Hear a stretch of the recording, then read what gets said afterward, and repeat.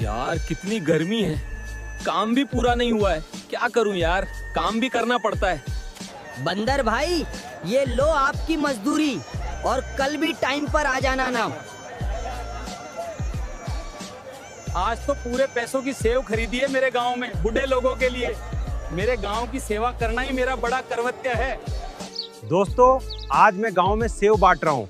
आप मुझे like subscribe कर सपोर्ट करो और आप भी आपके गांव में सेवा दो।